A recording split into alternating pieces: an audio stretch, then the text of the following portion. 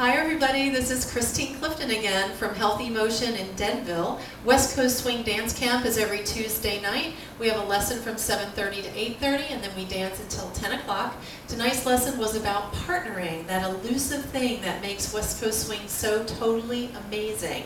So what we started with was talking about our lead and follow signals, or more importantly, our lead signals. The three major types of lead signals are your physical leads, which are compression and stretch. Our visual leads, which are things like looking at your partner, changing the arm height, that type of thing. And then body language leads, which is where we place our body differently to help our partner understand what's going on. So my definition of partnering is that I'm going to ensure that my partner has the most fun dance that they've ever had. So I'm going to do whatever I can to give that person the dance that they're comfortable with, and that's a lot of fun. And what we started with was the leader just giving the slot to the follower. And this is what, just welcome Christina. Say hi, Christina. Okay. So giving the follower the slot, we did a sugar push, and then we did an underarm turn cutoff, and I waved my hand for a visual lead. I put my body to the slot for the body language lead, and I'm going to start her with a little bit of stretch. She's doing step points and then walks, and as she comes through, she does a step, cross step, and then an anchor step. What that does for me is that as a leader, she's giving me a visual lead with her footwork to tell me when she's finished with her stroll down the slot, which is what we just did after the underarm turn cutoff. So that's kind of stage one, is the just do it stage in terms of partnering. Doing a sugar push, in this case, underarm turn cutoff, and then the stroll where she's going to come through. The step, cross step, anchor step is my visual signal, what she's telling me that she's done now, okay? And so in that case, I just let her have the slot. The second stage is that I joined in with her. So what we did was the same thing. I'm going to do a regular underarm turn, so I'm in a different direction for the cutoff. And as she starts doing her thing, I'm going to go, oh, cool. I'm joining in, and then I'm going to let her go, and we're both going to then find stretch and end that figure. So in that stage, we were giving the follower the slot and then joining in. The first one we did, she did it on her own. We just sat there and looked really cool and bopped our knees as she was going by. So the other thing we did was we invited the follower to join in on something we were already doing. So what I'm going to be doing is a sugar push to, I don't even know what I would call it. I'm going to do an underarm turn, so I'm at this angle. It's kind of like an over-the-shoulder coat thing, which isn't really a very kind thing. So I'm going to hook her here on my shoulder. Leaders, I'm turning to my right and just hooking this on the shoulder.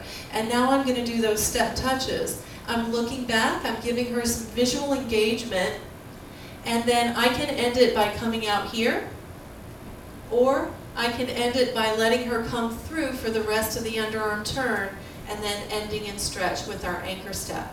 So that's another option, is one option, giving her the slot. Second option, joining in at some point in the slot. And this third option is inviting the follower to join along with us. So what we did also was we listened to the music. And so our first stage was just doing it, and then our second stage was actually listening to the music. So in this case, we listened to Let's Walk, which is a real popular song in social dance right now. And we invited the leaders and the followers to do the walk parts when we heard that in the chorus, okay? So the last thing we did, which was a little bit more advanced, now hold on to your hats because this might be something you've not heard before, and that is that the followers can ask for the lead. They can ask for the lead in partnering.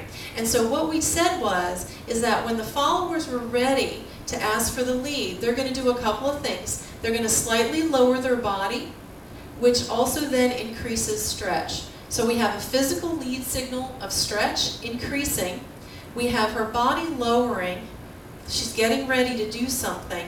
And she's also going to give me a really pleasant smile for us, Christina. Look with her face saying, can I? Okay? And we did this on a left side pass. So as I go to lead the left side pass, she's already done these things.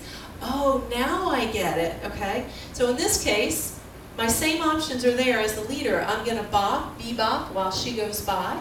Or, after she lowers her body, increases the stretch and gives me some visual as well as she comes by, I can join in some way.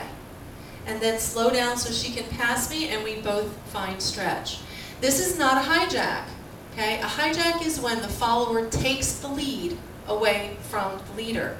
That's a hijack. This was a request by the follower to interpret something in the music. And so she's going to ask for it. There's by increasing the stretch a little bit, lowering her body, so she has a physical lead, a body language lead, and then she's going to look at me really pleasantly, so I have a visual lead as well. You got that? Are you still standing? Did you fall down? I don't know. It's a pretty advanced concept, but it's a lot of fun.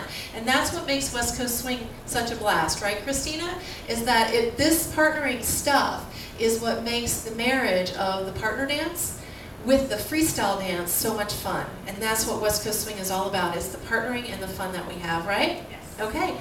Bye-bye, Christine Clifton, West Coast Swing Dance Camp in Denville with my lovely assistant, Christina. Come join us.